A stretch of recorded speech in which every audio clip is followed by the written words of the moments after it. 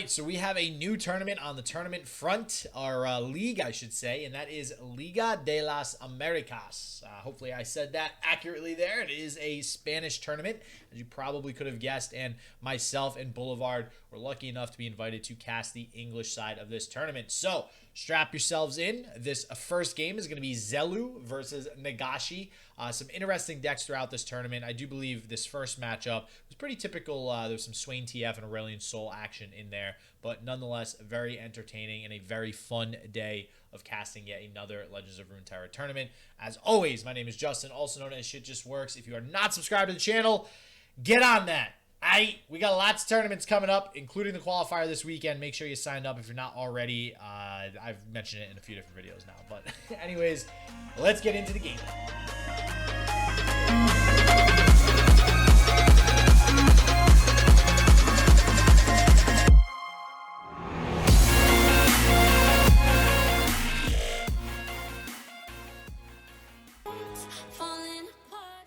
All right, everybody. All right, sorry about that. I feel like every single time I end up changing the clock like 7 times. I troll the hell out of all you guys, but I promise it's not what we're trying to do here. We're just waiting for everything to get started. I am here with Boulevard, as always, but before we can even introduce anything, the game's already starting, so we're going to go ahead and get into the gameplay. Right off the bat, we've got Twisted Fate Swain versus Endora Spiders. Shit, this is a matchup that we have seen time and time again. These are two of the most popular decks in the format. Which one comes out on top?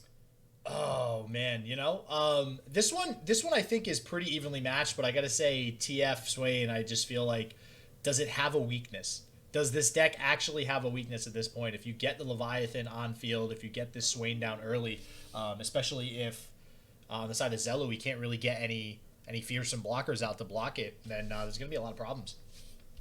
I actually have to check to see if there are any there. Okay, so there's one Noxian Guillotine in Nagashi's deck, and I feel like that's a card that comes up really big in this matchup because that's really your only way to kill the Endor. And sure, you can stun it out with the Swain and the Arachnoid Sentries and all that kind of stuff, but at the end of the day, Atrocity still exists, and if that Endor is sitting there, that is a lethal threat more often than not.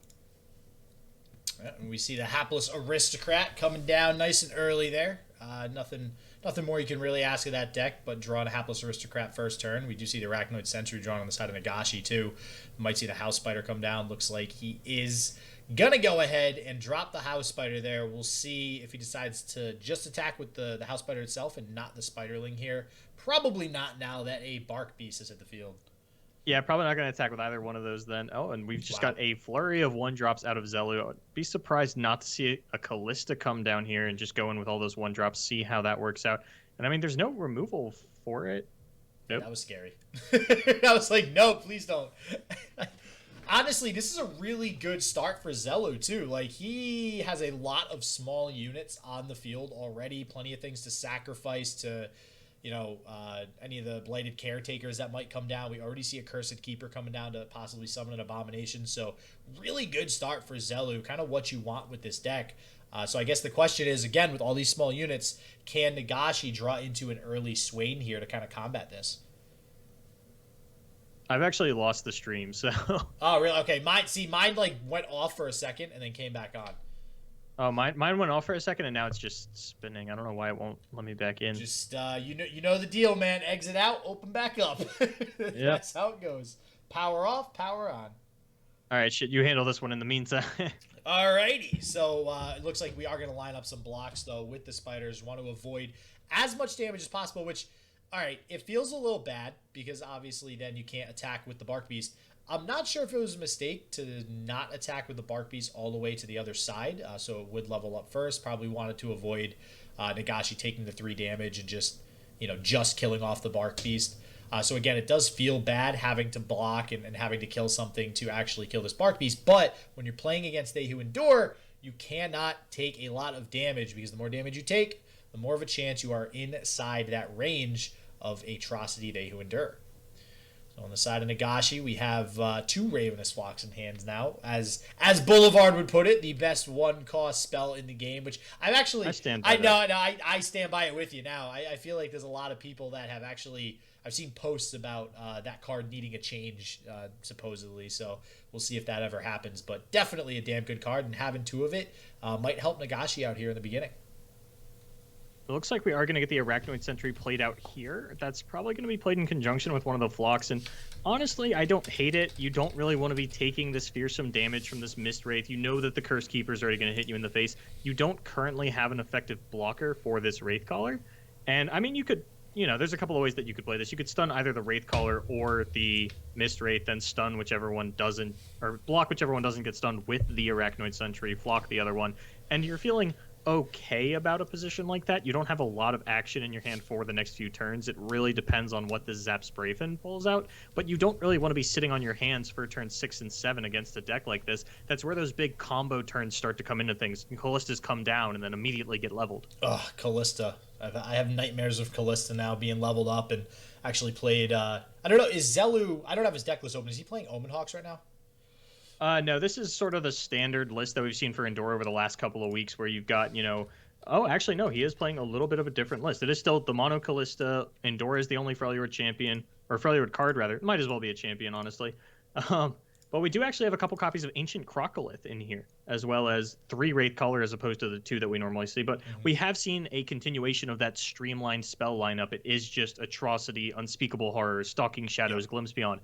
All draw power and then Atrocity. And I count Unspeakable Horror as draw power, just because it does give you that Nightfall card. Maybe it's something useless, but I mean, even if it's something like Cygnus the Moonstalker, if you can actually get it down on an attack turn onto your They Who Endure, that's another way to just end a game. Yeah, especially after the buff. I mean, this card just got buffed. It got, +1 attack and +1 health as well. And I gotta agree with you. I mean, Unspeakable Horror is refuel, and when you get something even like Doom Beast, I mean, a lot of the Nightfall cards will allow you to do more damage, like you mentioned Cygnus, and then Doom Beast as well. So we'll see if he's able to grab anything with those Unspeakable Horrors. But I will say, the reason I mentioned Omen Hawk is just because getting that onto a Callista feels pretty good on the side of They Who Endure deck. But no Omen Hawk being played in this version. But we are going to see a lot of damage come through from Xeloo on the side of Nagashi, which that's dangerous. I mean, Xeloo's still having a bunch of smaller units on the field,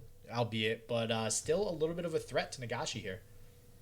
This is sort of an awkward looking turn for Nagashi. You don't have the mana to get down Zap and Petty Officer. Your random 1-drop isn't going to do a whole lot for you here. Just probably gonna contest one of these lower health units, depending on if you get a 1 health thing. And yeah, that Challenger Poro or that first Quick Attack Poro, rather, is not going to do a whole lot. Probably would have preferred to get the Zap Sprayfin down, but hindsight's 20/20. Get it. The lovely Quick Attack Poro. Wait. Nimble Poro, right? I get it? Probably. Almost certainly. Probably. Oh, man. One of these days. So Petty Officer, going to summon the Nimble Poro. And honestly, it's funny. A lot of times the Poros actually are summoned out of this Petty Officer because there are so many 1-cost Poros. And because they all have an attribute assigned to them, a lot of times they come into play. I'm not going to lie. Like, even now with this board, he could have theoretically attacked, and that Quick Attack will trade with any of the units on the board. Opting not to do so, though, on the side of Nagashi, and we're going to pass it back over to Xeloo here. I think he wants to keep that Mage Seeker Conservator alive for as long as possible. That random 6-cost spell or more that your opponent could get in, sort of a Freljord and Shadow Isle combination. I mean, that could be another copy of Atrocity. That could be a War Mother's Call. It could also be something totally useless, like Aurora Borealis. I mean, hey, listen. Honestly, it does give you more units, and they're probably going to be 3/3 if you want to play it that way. Aurora Borealis is not a useless card, okay? It does some stuff. Look, I will say that, Heimer, he got his Flash of Brilliance back, so I was like, all right, let me screw around with a little Heimerdinger. Oh, look at that. Freljord with Troll Chant now has some extra protection for the Heimer. What if I play Aurora Borealis in this, get my Elusive, then get a couple Fearsome turrets on top of the Poros. I'll play Braum with it. It was not good. I don't recommend it. There's a reason that we didn't see Lux Poros stick around for too long. And here again, we see no block onto the Mage Seeker Conservator, willing to let that one live for a while, because there are a couple of very scary spells that Xeloo could get off of that. Yeah, but letting that chip damage through just gets even more and more dangerous. You know, we see a Doom Beast down. I mentioned this earlier. I mean, there is 3 main decked as well, so that on top of possibly getting them with Unspeakable Horror or drawing into them with Stalking Shadows kind of turns this into a a makeshift burn deck here. But all that chip damage is adding up, and being at 10 on the side of Nagashi is very, very risky, because a They Who Endure at this point might just end the game now. I haven't tracked what the Endure is going to be at, but I do think we still haven't seen the second Stalking Shadow unit, and I mean, I'm willing to bet that it's going to be another copy of Doom Beast. Didn't quite have the mana to get that down last turn. Could see it come down this time around, but now we're into Endure territory, and I do think that Endure, I mean, alongside an Atrocity, I think it's at an 8-8 or a 9-9. I think it's like just shy of being able to actually kill Nagashi. Yeah, you might be right. I do think it's a little okay. Oh, you no, are. It's just big enough. Never mind then. Wow, that is a 12-12. That is a big boy, and that is going to get the job done on this following turn unless Nagashi can do something about it. And Boulevard, real quick, because I just glanced at chat. Are we going to see The Skies Descend go off today? Absolutely not. I had one in my hand on ladder, and if I played it, I would have lost the game, and I really, really, really wanted to play it. I'm like, no. I had one in my hand, and me and my opponent were like fighting over our Aurelion Soul spell shields, because like I popped his, then he played a spell to give it back spell shield, and I popped it again, and I was so ready to Living Legends Skies Descend, and then he triple hushed my Aurelion Soul, and then played his own Living Legends, and I'm like, well, I don't have Living Legends mana anymore because I needed it to cost 0, which means I can't play Skies Descend, which means this whole game is a wash. Let me just surrender. And all right, looks like Nagashi gonna go ahead, line up these blocks here. Again, just feels bad that Bark Beast will go ahead, level up, so to speak, get the +2/+2, which I guess doesn't technically matter being blocked by the Petty Officer here, but it looks like we are gonna see the Guillotine come out to try to prevent this game from being over here.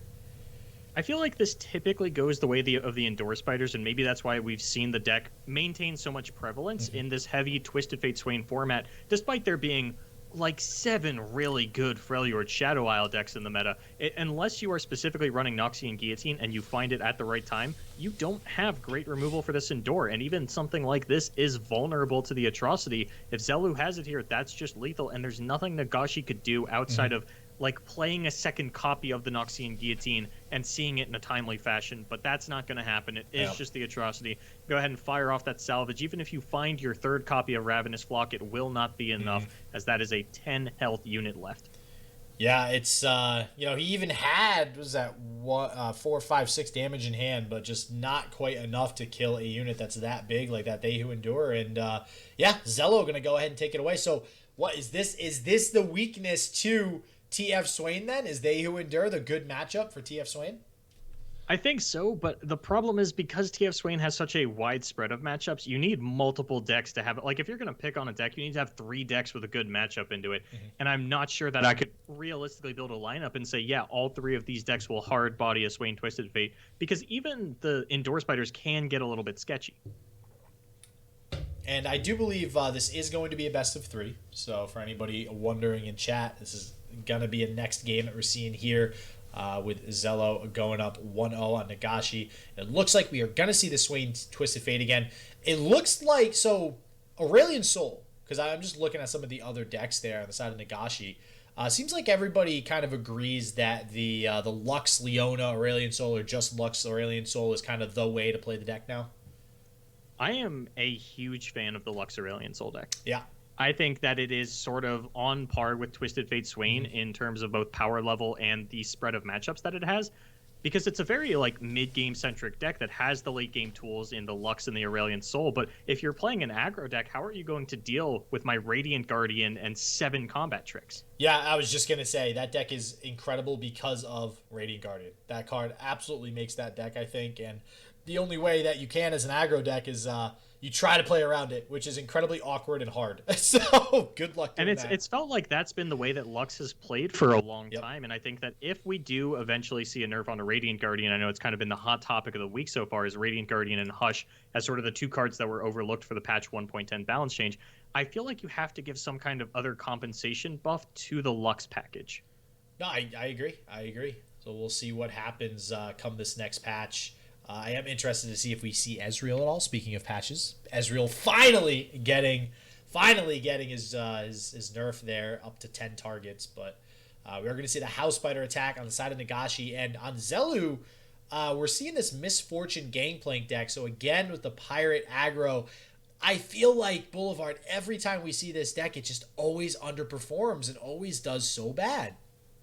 I feel there are some decks that are just camera shy, Uh, where we see so many players bring them out and find success with them, and then as soon as we get our eyes on them, they just completely fold. But we can't say that it's a bad deck. So many different players are having so much success with this that it'd be asinine to say that, oh, this is a bad deck, we don't know why people keep bringing it. Obviously, they're getting wins off camera, but when you actually get down to it and we get to stream the matches, it looks very confusing from our perspective, because the decks, generally, it doesn't even look close. Yeah, no, I got to agree with you there. And I've even seen some other weird, like, Gangplank, Shadow Isles type, like, Monkey Idol decks that seem to be, like, on par with Pirate aggro as far as just being aggressive and dealing that burn damage to your opponent, which, you know, I don't think those decks would seem good if Pirate aggro was actually so good that it was kind of taking over that #1 aggro deck spot in the meta. But we do still have things like discard aggro. We'll see if Pirate aggro, I mean, we're seeing it again. This is now after the patch update, so things are a little bit different.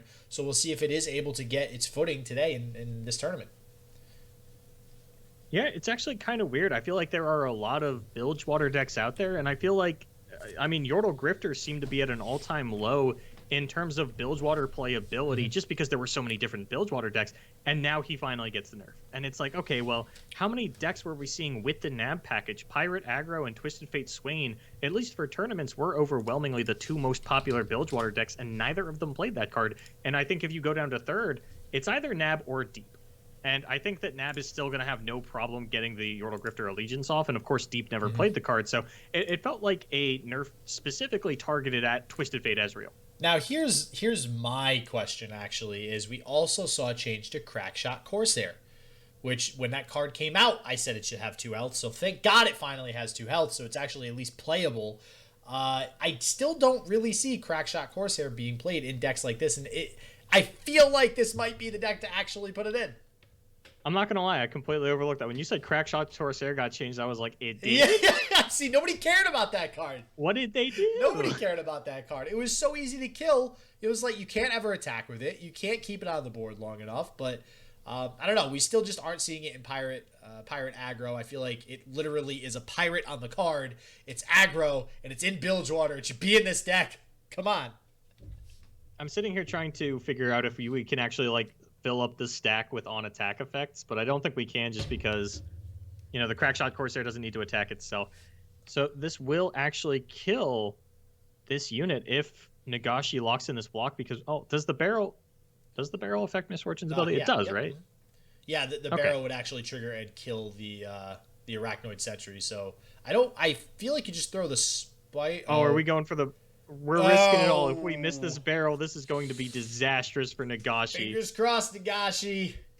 And this is why I hate Make It Rain as a card, because this is the correct play. But if you miss like this, then you just lose. You don't lose the game off of it, but it is way too big a swing for something that is, by all accounts, the correct play. It's a huge swing, yeah. And, you know, listen, I'm a little bit disappointed, though. I would have liked to see an emote come out from Nagashi. No emote there, but yeah, F in chat is right, everybody. That is that's rough. And like Boulevard mentioned, though, we've seen that time and time again, and it's just, you know, that's Bilgewater, right? They said Bilgewater is the RNG region. Well, perfect example of it absolutely being terrible for the user in that case. I hate Make It. I've hated this card since it came out. Like, that is the prime example of why it feels so bad to put this card in a deck and play it and say, you know, I had other options that I could have done, but this one should have worked out, and it just didn't. Yep, but Nagashi does have the Fleet Feather Tracker, right? So there is still ways that he could try to remove this Misfortune here, but on the side of Xeloo, I mean, having the Misfortune, having the Gangplank already on the field, that is a big deal, especially with Nagashi already at 14. and honestly, not a whole ton of great tools in his hand. He could use the Ravenous Flock on the Gangplank here to get rid of the Gangplank, so we'll see if he is able to clear out most of the board on the side of Xeloo. But it looks like Xeloo is going to have a response here. We'll see what it is. You know, something I've been thinking about, and looking at Nagashi's hand, this kind of highlights this. Is it time for Twisted Fate Swain to move away from the Twisted Fate? Uh-oh. Those are some fighting words there. I think that there are other reasonable champions that you could play in the deck. I think that the red card value might be what is keeping it in this deck in combination with all the barrel generation that you have. But, I mean, if you were to bring a deck like this and just play something like Gangplank instead, or, you know, maybe something with a little bit more utility out of either Noxus or Bilgewater. I can't think of anything specifically off the top of my head. Maybe Twisted Fate is just kind of best in slot, like we've seen for... Fiora and Draven in the past, where you just play it because you can't think of anything better. But I'm curious to see because we don't see a lot of experimentation with this deck anymore. It's still one of the best decks in the game, but we're not really seeing anything new out of it. And I'm wondering if, we're just being lazy in that regard. Or maybe this is just the best version and we all have to accept that. But if it gets 2-0'd here, maybe we could blame it on the Twisted Fate. Wow, that I don't know, man. I don't know if you can blame a deck being bad on Twisted Fate. Twisted Fate is too much of a just all-around good card, good option. It has so many different uses and so many different situations. You can always look at the draws. Obviously, in any card game, you can blame the draws. That seems to usually be the easiest thing to do, actually. Wasn't me. I just drew bad. Yeah. It's more so that, like, there are so few draws that Nagashi could actually have here. Like, Twisted Fate, or not Twisted Fate, Swain and Leviathan, and I guess Riptide Rex are really the only meat in the deck. Mm-hmm. And sometimes it doesn't feel like there's enough meat. Yeah, no, I got to agree, and that could be taken up by another champion. Even if you put something like Gangplank in there, right? I mean, that's an option. He's got kegs. He can do a lot with the Gangplank as well, and that's a lot more meat. I mean, that's a 5/5 that you're staring down with Overwhelm. So, I might have to agree with you there. That might be the case, but we do see the Death's Hand come out onto the Misfortune, and it's going to be met with a Noxian Fervor, one of the best burn spells in the game. Yeah, and that's awkward because you can't even flock to deny that because you need to use that on the Gangplank. And I think that you probably should throw it out here. I don't know how close that Gangplank is to leveling, but I mean, if it's sitting at 4 out of 5 and you throw the flock on it and then a warning shot comes out later on to level it, that's going to feel bad. Yeah, warning shot might have blown this game open for Xeloo, but we do see the Ravenous Flock come through. It's going to go back over to Xeloo, and things are starting to even out here a little bit, right? I mean, Xeloo, we're on turn 7, and Nagashi is at 10 Nexus health. Now, there's not any heal in this deck, so that is something to note on the side of Nagashi, but Xeloo also running a little bit low on ammo there with only 4 cards in his hand, and that Petty Officer not really going to get much done with a lot of nice trades on the side of Nagashi's field. I had to check this. Yeah, there are 2 Captain Pharaon in Xeloo's deck, so there is the meat. Not going to have any of it yet, and there's definitely a lot more top end in Xeloo's deck, it feels like, than in Nagashi's. You have the Gangplank, you have Jack the Winner, Citrus Courier, Captain Pharaon, where, as we had mentioned, Nagashi just continuing to draw out these spells with the Zap Spray Fin, thinning out the deck a little bit, trying to get more to that Leviathan. I think Riptide Rex is probably your ideal. It's going to have the best chance at actually ending the game in a timely fashion. Mm-hmm. But I do think that Xeloo is probably going to be able to pick this one up, especially with that Decimate coming out here and leveling up the Gangplank.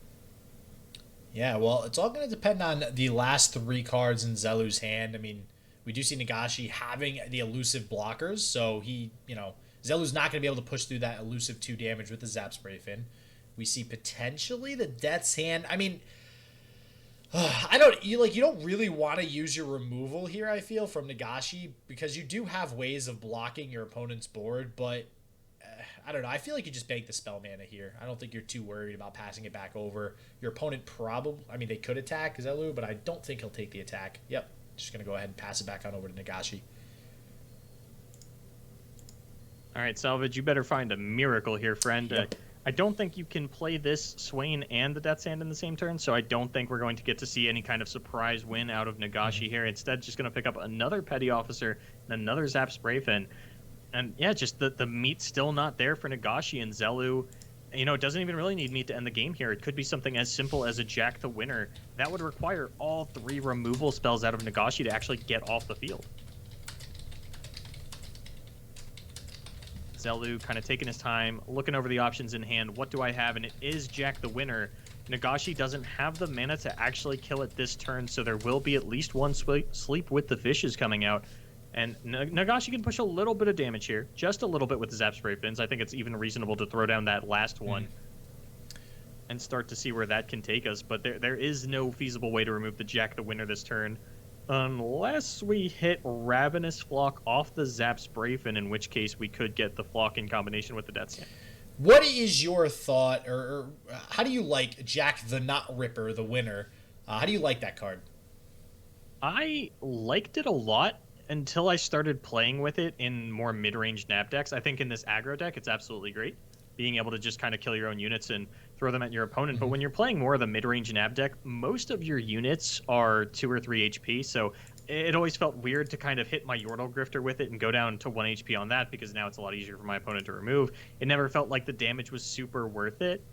It was okay as an activator for the nab, but generally by the time Jack was coming down, we were kind of past a point where that felt super relevant.